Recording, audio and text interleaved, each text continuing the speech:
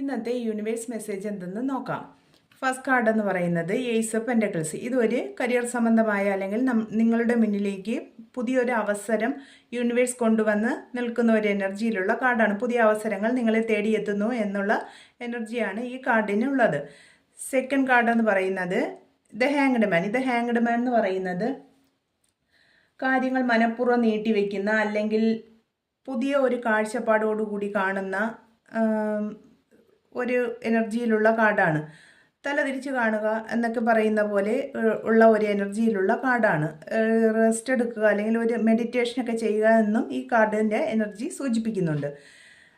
Third card എന്ന് പറയുന്നത് 5 of cups. ഇദ്ദേഹത്തിൻ്റെ മുന്നിൽ എല്ലാ അവസരങ്ങളും നഷ്ടപ്പെട്ട് വളരെ ദുഃഖിതനായി നിൽക്കുന്ന ഒരു എനർജിയിലുള്ള കാർഡാണ്. ഇദ്ദേഹത്തിൻ്റെ ജീവിതത്തിൽ മുൻകാലങ്ങളിൽ ഒരുപാട് ദുഃഖങ്ങൾ അനുഭവിക്കേണ്ടി വന്നിട്ടുണ്ട് എന്നുള്ള ഒരു എനർജിയാണ് ഈ കാർഡിലുള്ളത്. യൂണിവേഴ്സ് ഇന്ന് നിങ്ങളോട് പറയുന്നത് നിങ്ങൾക്ക് മുന്നിൽ പുതിയ അവസരങ്ങൾ ഉണ്ട്. നിങ്ങൾക്ക് മുന്നിൽ പുതിയ അവസരങ്ങൾ തുറക്കുന്നുണ്ട്. പക്ഷേ നിങ്ങൾ പഴയകാല ദുഃഖങ്ങളിൽ കുടുങ്ങിക്കിടന്നാൽ നിങ്ങൾക്ക് ഈ പുതിയ അവസരങ്ങളെ കാണാൻ സാധിക്കില്ല. നിങ്ങൾ വ്യത്യസ്തമായ ഒരു കാഴ്ചപ്പാടിലേക്ക് വന്ന് നിങ്ങൾക്ക് ഒന്ന് മെഡിറ്റേഷനൊക്കെ ചെയ്ത് കാര്യങ്ങളെ ഒന്നുകൂടെ ഒന്ന് വിലയിരുത്തി നിങ്ങൾ നിങ്ങളുടെ ഉള്ളിലേക്ക് നോക്കുക. നിങ്ങളുടെ മുന്നിലുള്ള ഈ അവസരങ്ങളെ നിങ്ങൾക്ക് കാണാൻ കഴിയുമെന്നാണ് യൂണിവേഴ്സ് ഇന്ന് നിങ്ങൾക്ക് നൽകുന്ന മെസ്സേജ്.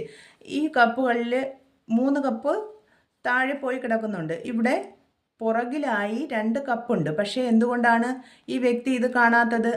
അദ്ദേഹത്തിൻ്റെ പഴയ ദുഃഖങ്ങളിൽ തന്നെ നോക്കി നിൽക്കുന്നത് കൊണ്ടാണ് പുറകിലിരിക്കുന്ന ഈ കപ്പുകളെ കാണാതെ പോകുന്നത്. ഈ കപ്പുകളെന്ന് പറയുന്നത് നിങ്ങളുടെ അവസരങ്ങളാണ്. അപ്പോൾ നിങ്ങൾക്ക് പുറകിലും നിങ്ങൾക്ക് മുന്നിലും ഒക്കെ അവസരങ്ങളുണ്ട്. പക്ഷേ നിങ്ങളുടെ ഉള്ളിലെ ദുഃഖത്തിനെ തൽക്കാലം മറക്കുക. നിങ്ങൾക്കുണ്ടായ വിഷമങ്ങളെ തൽക്കാലം മറക്കുക.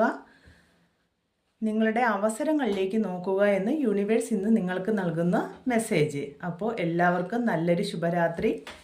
താങ്ക്